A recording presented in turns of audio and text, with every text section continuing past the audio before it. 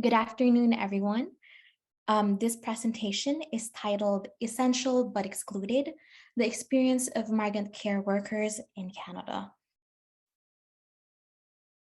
On the screen is an overview of how today's presentation will proceed. Care work plays a significant role in the contemporary globalized economy. Canada, an aging society, has a long history of relying on migrants to fill care worker shortages. Those who arrive as temporary migrants may experience precarious legal status. Precarious legal status is often characterized by less than full status and lack or limited access to rights. Migrant healthcare workers in Canada spend time navigating insecure legal status, making them vulnerable to exploitation and abuse. In addition, existing research also shows that many precarious status migrants are experiencing discrimination and marginalization. In this presentation, I explore the concept of de-skilling as a form of barrier to economic incorporation. This killing is often suggested as a natural part of immigrants' adjustment period. Upon arrival, immigrants' international education are not recognized. In addition, they also lose access to their previous professional jobs. As a result, most are excluded from the upper segments of the Canadian labor market. This killing often takes two forms when it comes to work. First is sectoral descaling. Migrants work in sectors other than those that they were trained for. And the second one is hierarchical descaling, or working in sectors that they were trained for, but at a level or below their qualifications. In the Canadian literature, scholars highlight how the valuation of migrant skills is linked to class, gender, and race.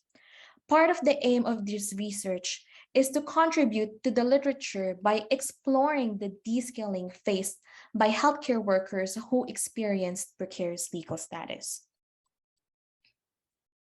The goal of this presentation is twofold. First is to underscore how precarious legal status is a source of exploitation and labor market segmentation, using the experiences of migrant care workers. Second is to highlight how most participants face economic and employment precarity despite high levels of education and professional qualifications upon arrival to the country. The data presented here today is drawn from my ongoing dissertation project called Caring for Canada, the lived experiences of migrant care workers in institutional care sectors using a mixed methods approach. More specifically, I am drawing from the initial stage of my data collection where I interviewed 11 healthcare workers from institutional care setting, specifically long-term care, who arrived in Canada with precarious legal status. This qualitative stage explores how their initial temporary status shapes the following: employment trajectories and outcomes, changes in legal status, social interaction with the Canadian community, experiences of discrimination and precariousness, and their accumulated skills and strategies for navigating life in Canada. The interviews were coded and analyzed before I proceed to the third and second stages of my project. The data I use here today are some of my initial findings from this first stage. So as mentioned, I conducted 11 interviews at this stage. And who are my participants? Many of my participants are women. Most of them were from the Philippines, India, and Jamaica. And upon arrival, they all have temporary status, specifically through the temporary work permit and international student visa. At the time of the interview, most have experienced a change in their legal status trajectories. 10 out of the 11 participants also have bachelor's degree in various areas such as finance, food science technology, and nursing. When looking at their job at arrival, it is evident that all the participants have experienced descaling in the form of lack of credential recognition and sectorial descaling. To underscore how precarious legal status is a source of exploitation and labor market segmentations, the following slides aim to illustrate these goals by examining how precarious status healthcare workers face descaling in Canada. My first finding highlights that immigration requirements and descaling are linked. Scholars argue that the process of descaling is deeply rooted in problematic immigration policies.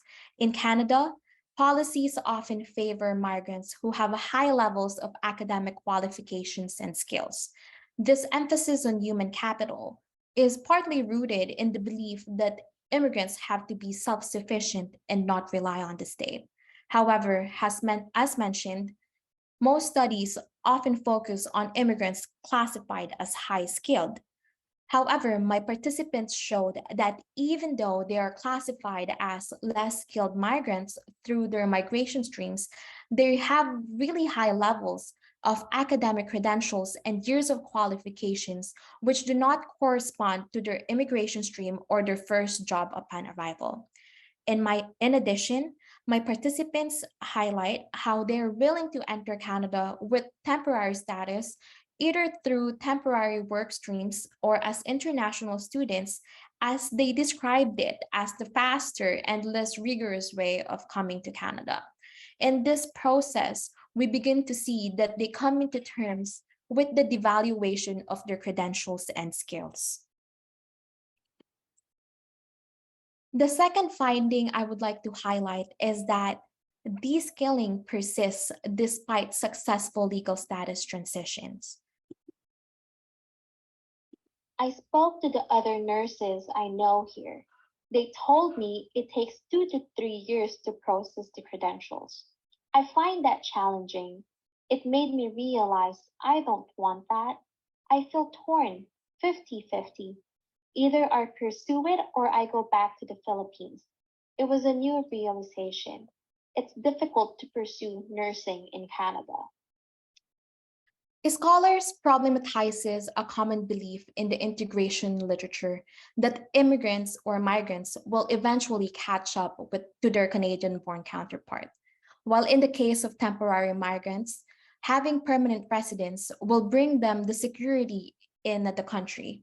While it is true that permanent residency mitigates many of the precarious status situation temporary migrants face, it is important to note that their initial devaluation persists.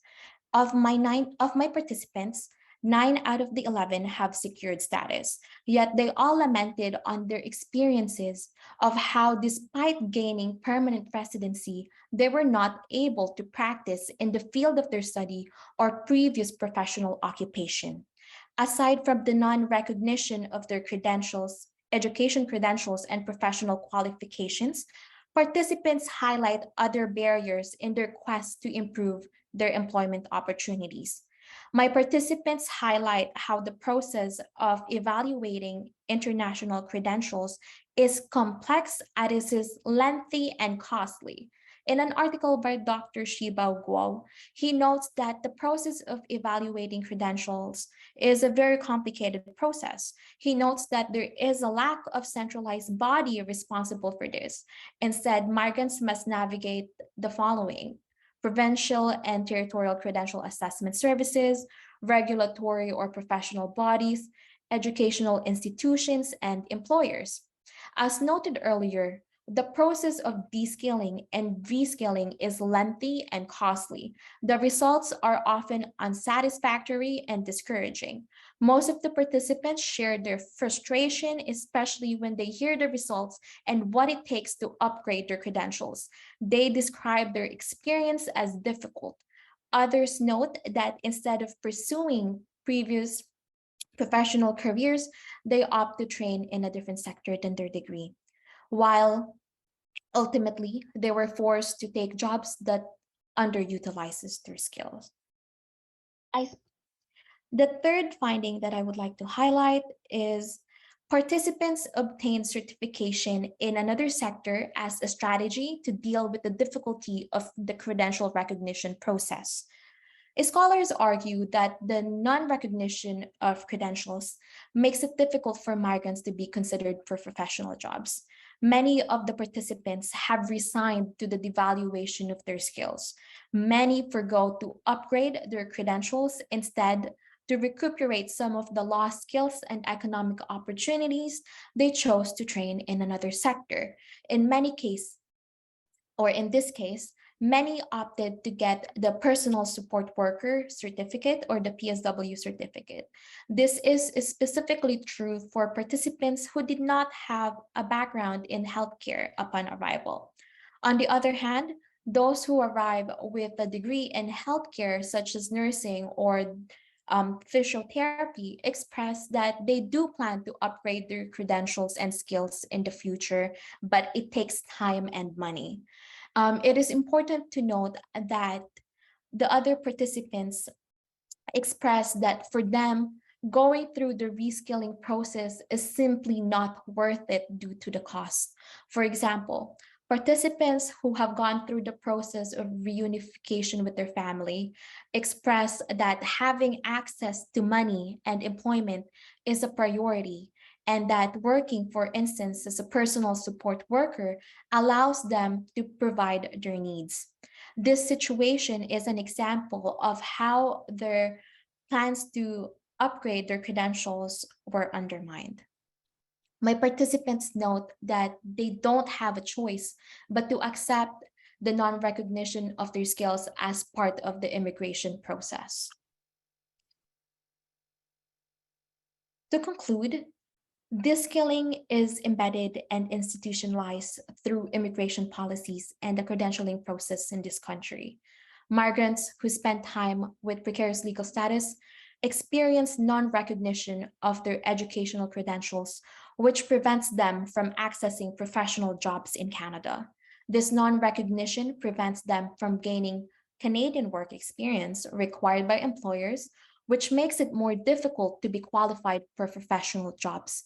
As a result, they were forced to take jobs that underutilizes their skill. For migrants, this results in feelings of rejection and disappointment, which are further compounded by the lengthy and costly process of reskilling. Ultimately, this skilling further exacerbates the economic inequality experienced by migrants. The non-recognition of their credentials and prior work experience seriously affects migrants' earnings over time, which is a barrier to their integration. I would like to end this presentation by noting that this skilling is not a natural part of the immigration process. Rather, it is a blatant form of discrimination embedded in our policies. Moving forward, the initial results of this research urge questions related to strategies used by migrants to mitigate de-skilling. In addition, existing research noted that there is a lack of centralized credentialing bodies in Canada. With that said, it is also worth investigating the role of different credentialing bodies on the discrimination, subordination, and exploitation experienced by migrants with precarious legal status in Canada. The issue of de-skilling has gained more attention due to the pandemic as the issue of healthcare worker shortages becomes more apparent, especially when it comes to nursing and healthcare jobs. More people are now calling for improvement and transparency on the credentialing process, especially relevant in the healthcare sector. Thank you so much for this opportunity to present my research, and I look forward to your feedback and questions.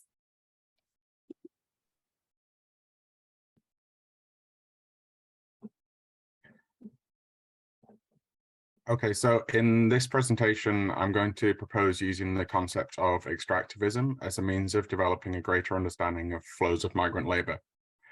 This is building on an approach from a draft of a book chapter that situates migrant labor in relation to the work of Charles Berquist on labor migration and labor in export production in Latin America. It's also one element of the theoretical approach to my thesis work that seeks to understand the relationship between circuits of capital and circuits of migrant labor between Canada and Guatemala. Charles Berquist's work focused on workers in export production and their politically determinant role in national development. So building on this, I contend that his focus on labor and export production can be fruitfully extended to look at the importance of exported labor power itself, and to national development, and to understand the way in which states from which people migrate fit into the hemispheric and world economy. So while Borras' work is fascinating and important, and so I wanted to note its generative role in the work that I'm doing here, I'll focus this presentation more generally on drawing out the value of understanding certain aspects of labour migration through a logic of extraction rather than a detailed exploration of his method. So my contention, in line with expanded approaches to extractivism, is that the logic of extraction is not confined to the exploitation of natural resources, but is found in the exploitation of other commodities, including the commodity labour power. If we trace the logic of extraction in general, we can see it unfold in the way in which migrant labour power is exploited and the surplus value it generates appropriated. It also allows us to develop an account of the relationship between flows of migrant labour and uneven development within the world economy, and to situate the importance of migrant labour itself within that as the bearer of the commodity as a bearer of a commodity to be extracted. Now, to be clear, it's important to draw a distinction between an analysis of the commodity labour power and its human bearers. Labour migrants themselves are not commodities, they're human beings. However, as with all workers under capitalism, their capacity to labour, their labour power, can be commodified and become something that enters into the world of the market, ascribed a value and with the potential to be sold. It is the impact of this commodification of labour power and the uneven way in which this is experienced by workers across the world that I hope the approach proposed here can aid us in apprehending and ultimately challenging. So next, I'll briefly discuss extractivism and its expanded conceptualization before exploring the usefulness of this approach with regards to analyzing labour migration. I'll situate this as a tool that can be used in apprehending wider patterns of uneven development and situating labour migration within its wider political economic context. And to conclude, I'll contend that a key area in which this dynamic unfolds is Central America, particularly the Northern Triangle states of El Salvador, Guatemala, and Honduras, with their significant outflows of labour migrants and the relatively vast flows of remittances when measured as a component of their national economies. So to return to the concept of extractivism, I'll first briefly understand a kind of more restrictive definition of it and then look at its expanded usage. So one of the key contemporary theorists of extractivism is Eduardo Godinez, and his approach is grounded in defining extraction as being the appropriation of natural resources. And he acknowledges that this takes diverse forms with very different dynamics. And he defines extractivism, where it moves beyond general extraction, as appropriation of natural, and sorry, this is a quote, as appropriation of natural resources in large volume and or high intensity, where half or more are exported as raw materials. So Godinez cautions against any extension of the concept of extractivism to other forms of resource appropriation that do not meet these conditions of both volume and intensity and export destination. So while acknowledging the grounding for being cautious about extending a concept beyond its utility, I contend that the export and exploitation of labour power can in some circumstances be usefully understood as a form of extractivism, precisely because of its potential to meet Godinez's credentials of intensity and destination, and crucially because of its linkages to wider processes of extractivism and its centrality to the national economies of certain states. Recent scholarship on expanded extractivism can be helpful here, such as Yi et al.'s 2020 exploration of the concept. So they outline key characteristics, including the movement of extracted commodities through a system organized as a chain from poorer locations to richer locations in order to secure the highest returns at this end of the chain. Other characteristics include accumulation at the richer locations in the chain, with the result that extractivism is mediated through and ultimately recreates and reinforces patterns of inequality. Crucially, their definition of expanded extractivism sees it as a logic that looks to exploit resources that are already available and without investment being required in their material reproduction. What I would argue is the locus of the extractive logic with regards to labour power. In the definition advanced by Yi et al., the logic of expanded extractivism is rooted in control over flows and the commodities within them, rather than over the means from which commodities are produced. With regards to labour power, and specifically migrant labour power, this leads to questions of how that commodity is produced. In this respect, an analysis of two key interlinked elements is necessary: patterns of dispossession and the process of social reproduction. These two elements are especially apparent when considering the agrarian context, and as such, literature on agrarian extractivism can be a helpful complement to the more abstract approaches theorizing expanded extractivism. A key text for the work I'm doing here in this regard is McKay et al.'s 2021 exploration of agrarian extractivism, where they propose moving beyond accounts focused on monoculture crops and raw materials to focus instead on an inherent logic that appropriates commodified and non-commodified forces of production in the agrarian context. They're particularly attentive to the impact of extractivist models of agriculture in social terms and the relationship that this then has to labor through changes in the social relations in the countryside related to production, property, and power. An expanded concept of extractivism is complementary in this regard because it allows us to comprehend the manner in which the logic underlying the appropriation of raw materials for export metastasizes across sectors and throughout economies.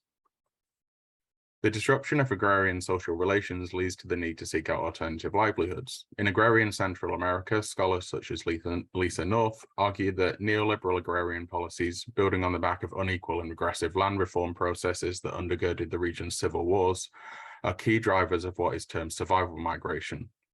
These flows of migrants in search of a livelihood that can sustain them and their families are the corollary of the agrarian extractivism explored by scholars such as McKay et al., in that the neoliberal agrarian policies are rooted in the disruption of social relations and the opening up of the countryside to extraction.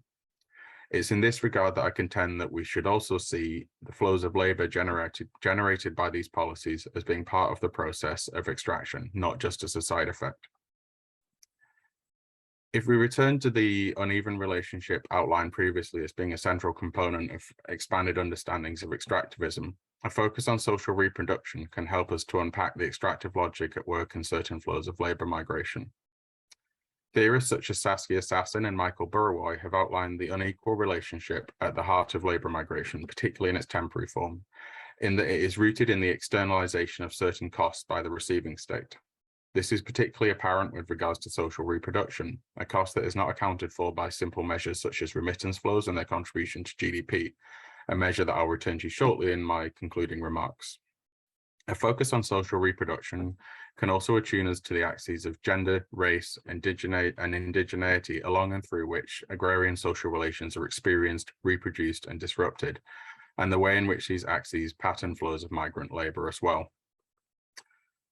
Understanding certain flows of migrant labor as being an expression of an extractive logic can demystify and uncover the real terms of the exchange taking place, reminding us that remittances are in fact a small portion of the value generated by migrant labor, with the vast majority of this being retained by the receiving state as part of a wider system of uneven capitalist development. I believe that analyzing labor migration through the lens of extractivism can help us to theorize its role within this wider systemic context. This also helps us to counter analyses of labor migration that are rooted in methodological nationalism, allowing us to address not only the nature of the sending and receiving states, but the crucial relational aspect between these states within a wider systemic context. Situating labor migration in this manner takes advantage of the ability of uneven development approaches, such as that of Fuad Maki, to situate, and this is a quote, the flow of local events in wider interactive contexts, and to avoid the reductive view that social processes are delimited by discrete territorial boundaries. Alongside this, we can then give due weight to the overbearing global structures and the persistence of human agency within them, despite their overbearing nature. So how could we concretely apply the approach that I'm taking steps to sketch out here? As I mentioned earlier, my contention here is that our understanding of flows of labor migration from Central America might be improved through situating their context within an extractive logic. It allows us to understand that while there are tangible benefits to both those who migrate and to the states that they originate from, these benefits need to be situated within the full political economic complex within which they accrue. The production of extractive commodities for export remains a vital part of national economies across the Latin American region, including in the form of neo-extractivist national development strategies. The literature on extractivism within this context seeks to understand the political economic context within which a return to or a retrenchment of extractive exports has taken place across the region. Over the course of the 20th century, and particularly since the onset of the neoliberal period in the world economy, I contend that another export commodity has risen in importance both at the regional level and for particular states within the region, and that commodity is labor power. So a proxy for this increasing importance is the rise in the proportion of GDP in the region accounted for by migrant remittances. So the slide that you can see on screen now shows remittances as a proportion of GDP in the three Northern Triangle Central American states mentioned earlier. It first in 1979 and then in 2020, which is the most recent period that data is available for. So remittances accounted for just 0.2% of GDP in Latin America and the Caribbean as a whole in 1979, but as of 2020 accounted for 2.4% of GDP across the region, which is the highest proportion on record. But if we do dig further into the data and look at specific countries, we can see significantly higher proportions, and this is particularly true for El Salvador, Guatemala, and Honduras. Their 2020 proportions of remittances to GDP was 24.1%, for El Salvador, 14.7% for Guatemala, and 23.5% for Honduras. For comparison, in 1979, the figures were 2.9%, 0.03%, and 0.3% respectively. So these are enormous growths. If we take migrant remittances as being the return on the export of labor power, this particular commodity becomes one of the central pillars of each of these three countries' economies. Indeed, it's worth noting that remittances eclipse the rents on natural resources in each of these countries, which accounted for between 0.8% and 1.3% of GDP in 2020. This is a figure that represents the most restrictive understanding of extractive commodities, so might gesture towards the need for an expanded understanding of extractivism, but I contend that it's instructive nonetheless. A means of understanding the dynamics of labor migration that can account for the way in which the export of labor power unfolds within national economies and flows into the circuits of the world economy is through an expanded conceptualization of extractivism. I propose that utilizing an expansive concept of extractivism can aid us in understanding both the structural role of certain flows of migrant labor within the world economy, as well as the circumstances in which those flows of migrant labor are generated and maintained. It can also contribute towards situating migrant labor flows within broader theories of uneven development, drawing lessons from the way in which the export of particular commodities shape the structural position of states within the world economy, as well as the potential contribution of the export of that commodity to national development, as with the literature on forms of extractivism and neo-extractivism. That the commodity in question is borne by human beings, unlike any other extractive commodity, necessitates an approach that reframes the questions asked with regards to other commodities. If labor has structural power in its role in producing commodities for export, what is the nature of its structural power when it is the bearer of the commodity being exported? Thank you.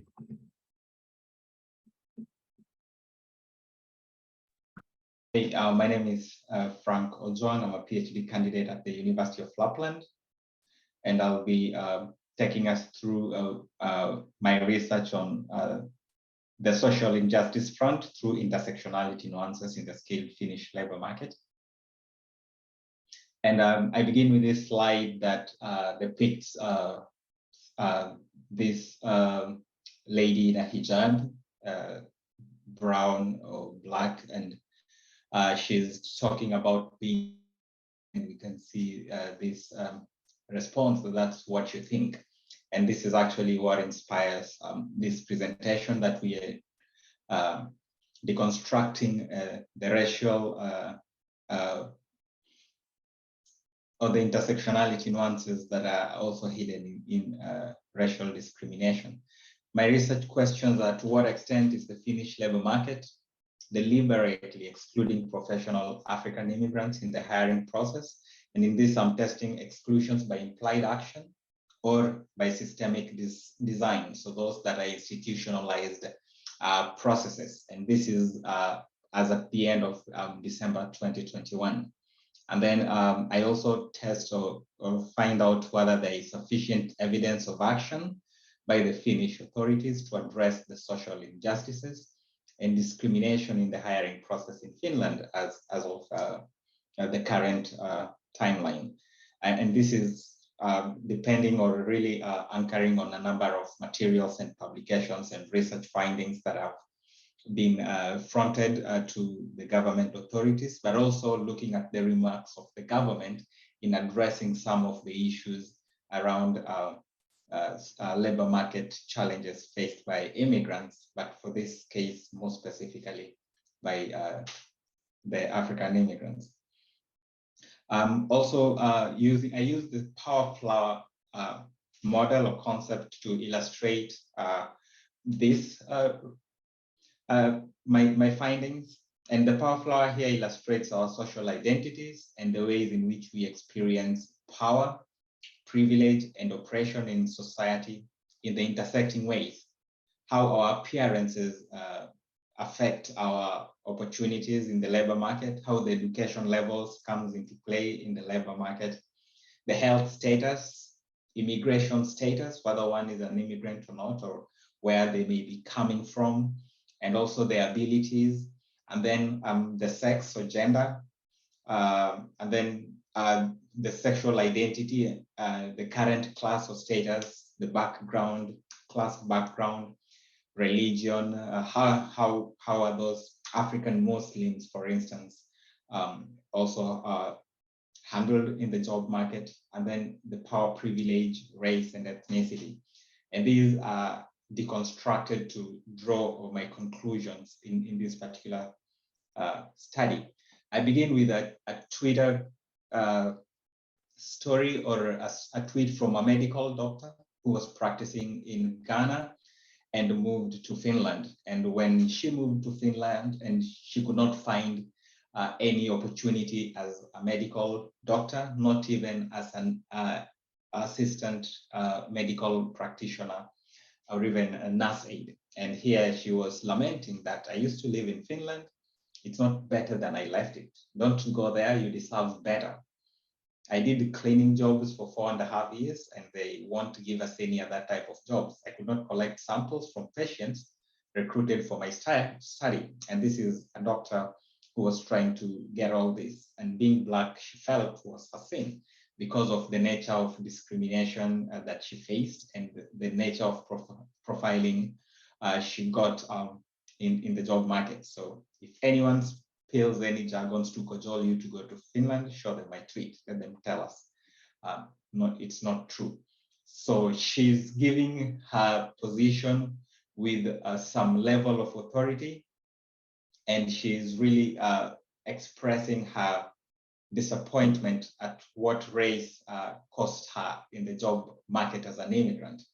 And her stories are quite popular, and there are quite a number of other near similar stories with very highly qualified African professionals in the job market that keep losing out on opportunities or even having patients, for instance, refuse treatment from them on the basis of their race. And this was actually exacerbated during COVID when some of them were refusing to be seen by the Black nurses and medics.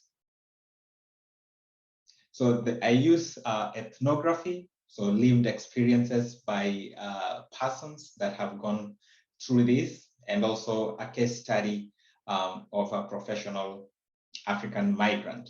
So I reviewed cases of this particular doctor who actually migrated from Finland to Canada. I don't know how her migration trajectory has changed since moving to Canada, but I'll also be finding out from her in my other next research. And I also studied another doctor that is continuing with her life in Finland, but then chose a different line of profession. And it would be interesting to just find out from her why she then chooses to become a hairdresser. Is it because she's making more revenue or for other reasons that she found?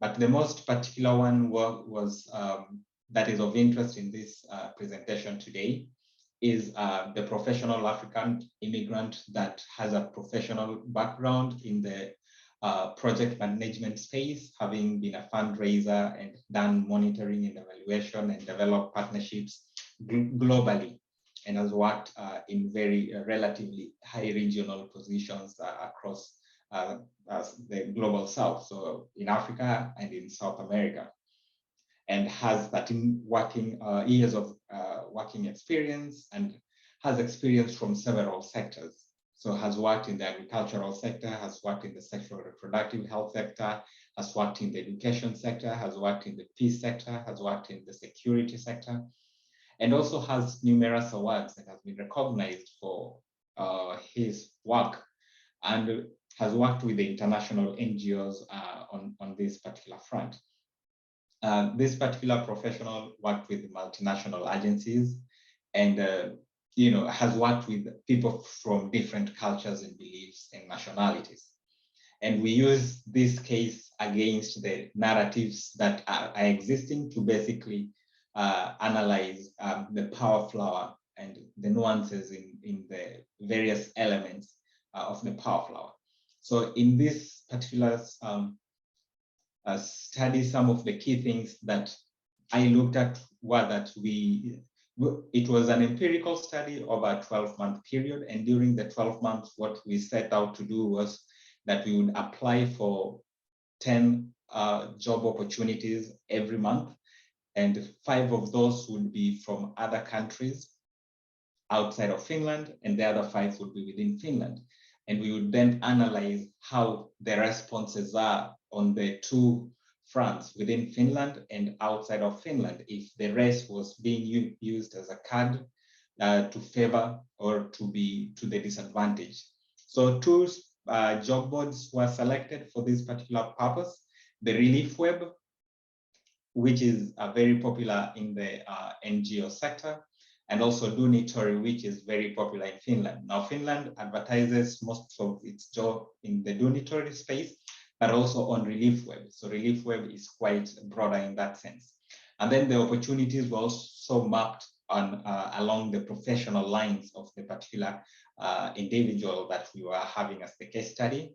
And the categories, we categorize them as Finland-based opportunities and the rest of the world. So 5 every month for the 2 categories. And then the outcomes were, there was the shortlisting decision, whether the particular person was shortlisted or not shortlisted.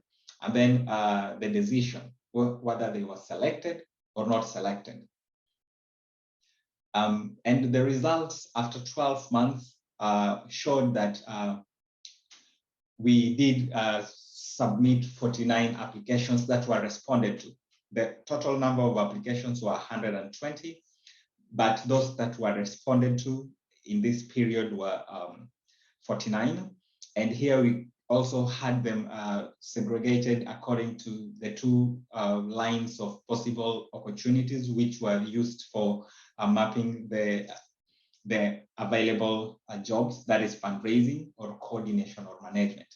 So 31 of those were feedback from the global space, from the of the opportunities went global, and there was 1 that went to Finland for fundraising. And then we can see under coordination, 16 went to the rest of the world and 10 to Finland. And this, we are talking about the ones that received feedback.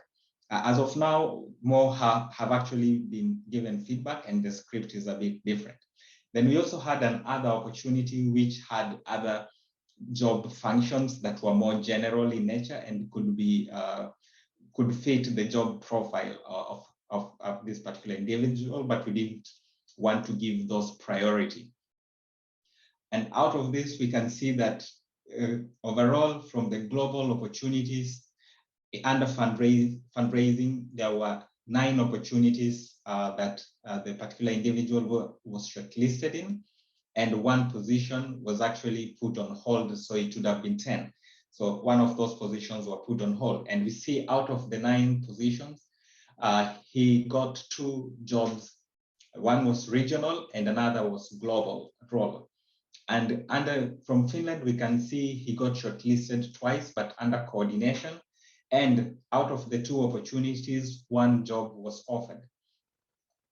And what is the outcome at the end of this? What results did we find out of the entire process, and what were the basis of the decisions?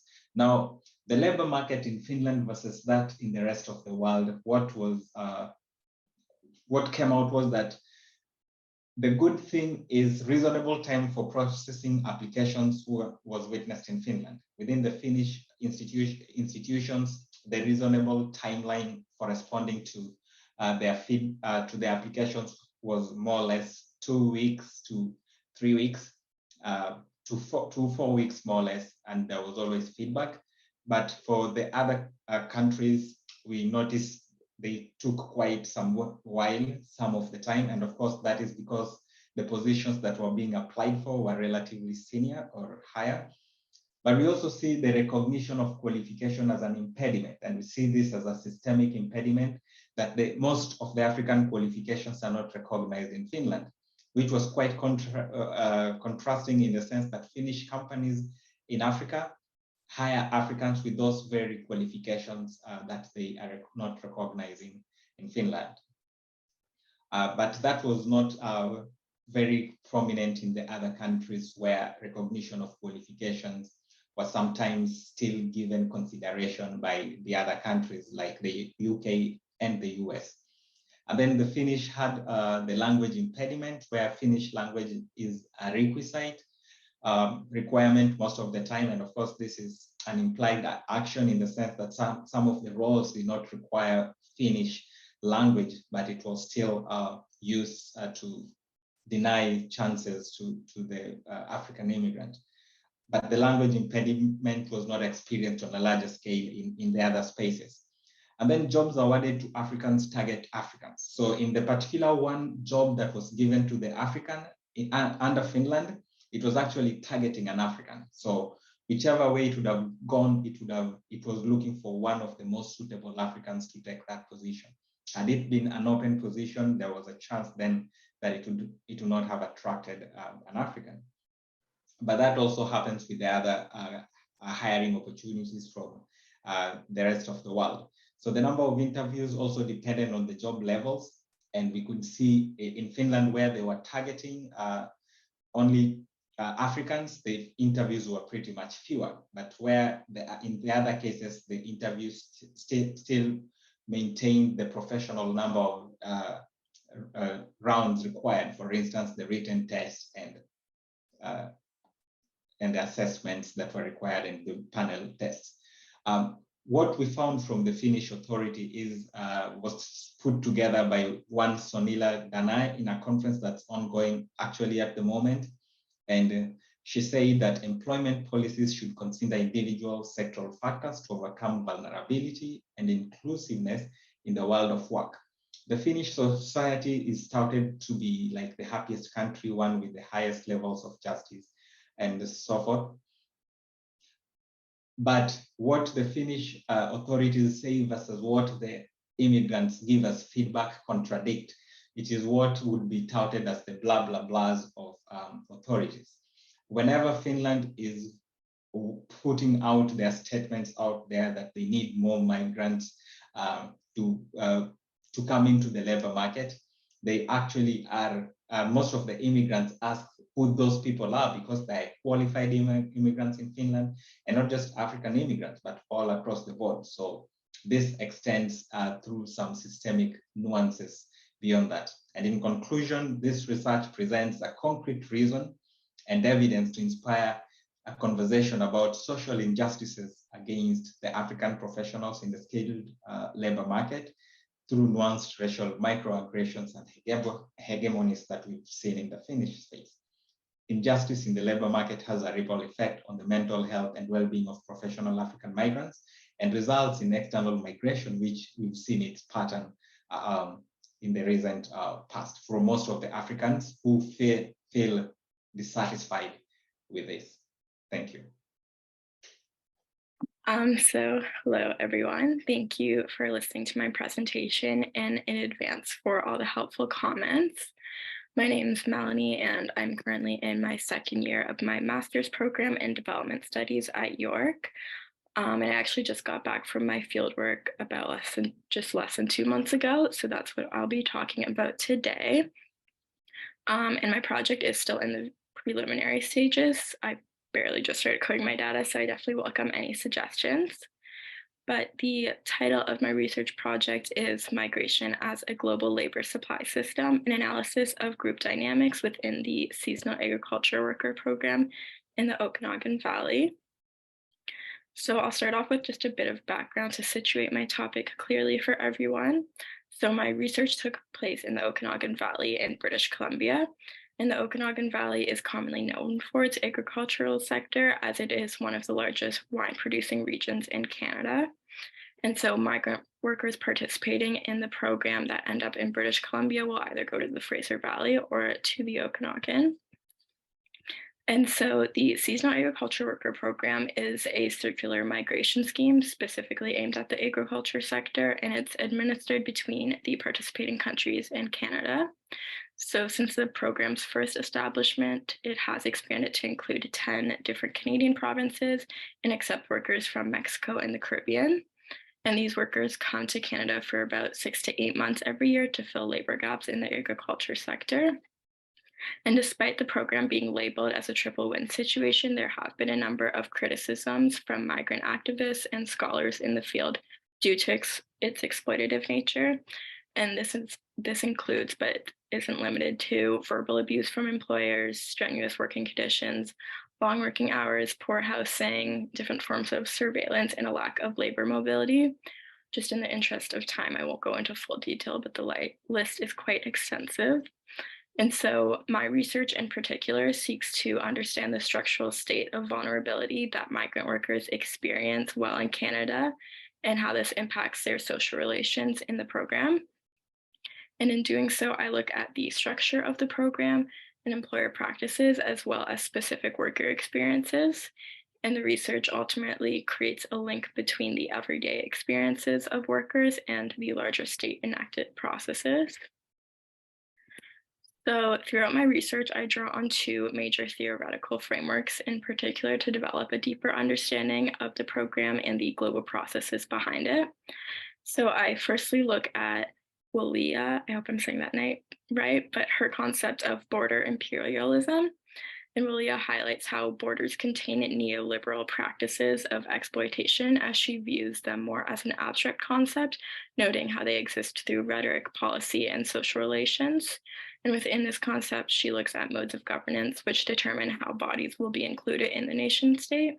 So in the case of seasonal agriculture workers, it is on a temporary basis in order to generate income for the country. And then Foucault's concept of biopower pertains to the role of power and how control is asserted. And he as well highlights the concept of disciplinary power in particular within this theory. So with disciplinary power, the state is able to form social categories. And he notes as well that although power begins in institutions, individuals as well end up producing and channeling it. So the concept of biopower provides me with a lens to look at the specific relationships and more localized aspect of the program and the effects that employer practices might have on participants. And then by looking at the logic that has underpinned immigration policy throughout Canada, through these two theoretical frameworks, the structure and practices involved in the program become clear. So immigration policies have existed largely in response to both discriminatory as well as neoliberal ideas, with the initial aim of keeping Canada white. Racialized migrants were viewed as very undesirable. And it was only in the case that labor gaps were unable to be met with preferred migrants that racialized migrants were brought in, and even so, this was on a temporary basis. So temporary foreign worker programs specifically allow the country to meet any labor shortages and remain competitive in the global market with no obligation of permanent residency made to the workers participating. And so my methodology for this project was greatly informed by my theoretical frameworks that I just discussed as I developed the methodology and a design that enabled me to look at the topic both at a localized context and through a more macro lens. So I was doing qualitative research through the use of semi-structured interviews. And altogether, I only ended up having 8 interviews because I did face a lot of challenges throughout that process, which I'll talk about in a minute. But I used purposive sampling for the recruitment process, and I ended up interviewing 5 NGO or outreach workers and then 3 farm workers. But my main obstacle was the language barrier. I don't speak Spanish, so just even recruiting people, no one understood what I was saying to them. But what I did end up doing finally, which worked best for me, is I would meet with other people who had done similar research in this field and basically asked what they did to find participants and make those connections. And then I just followed that path completely. So I ended up recruiting people by going to a couple of stores that they had mentioned workers would often go to. And I just went up to people until I finally got a couple participants. But this was a very awkward and difficult process. So I kind of wish I had prepared a bit more for that before going into my fieldwork. But just on this slide here is a picture inside one of the stores. It's a very nice quote about Latin America, if you want to look at that. But I haven't fully gone to the analysis stage yet, as I did just finish transcribing my interviews not too long ago.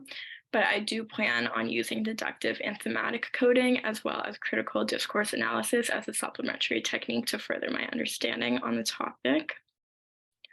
And then here's a picture from one of the recruitment sites. And this is another one.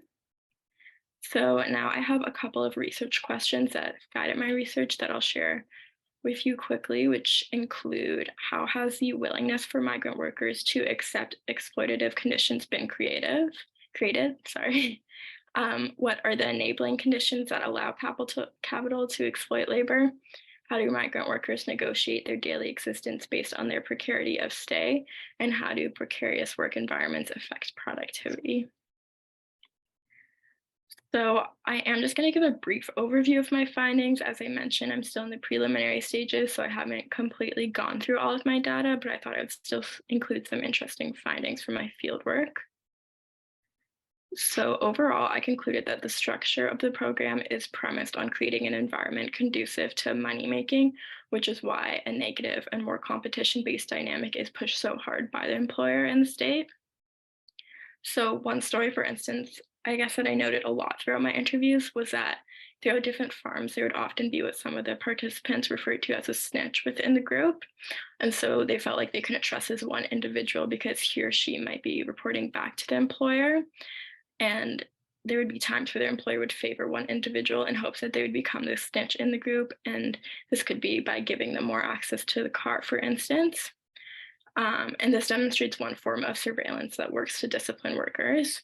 And then just in general, I found that there are hierarchies among workers that are sometimes intentionally fostered by the employer due to special treatment, which can also cultivate a competitive relationship among workers and then therefore increases productivity. And then one factor relating to the structure of the program and how it constructs a negative or competition-based condition is due to the manufactured social environments within the program. So the workers are living in small spaces, normally in isolation from the community, with complete strangers at first and access to very few facilities among a large group of people, while also working in high stress conditions. And so just like everyone else, there are going to be issues that take place, even if it is just who gets to shower first. And then last thing I'll mention, just in the interest of time, I don't want to go into too much detail, but workers' structural vulnerability as a result of the power imbalances inherent to the program do act as a disciplinary mechanism. So they're often reminded and threatened they will be sent home if they don't do certain things or at a certain speed. And so I think because of this vulnerability that's created by the conditions of the program, it's not always instinctual for workers to be going out on a limb for one another. And that unfortunately does benefit the government of Canada and the employers. However, with that being said, I don't want to generalize at all. There also were many great stories regarding solidarity bonds among workers that as well will be discussed in my paper. But overall, following my research and the fieldwork specifically, I found that the program structure is based on the needs of the state and the employer and works to facilitate the greater accumulation of capital. And because it works so well for the employers and the government, it is unlikely that much change will happen, unfortunately, as it already hasn't happened in a very long time. But that is all I have today. So thank you so much for listening, everyone.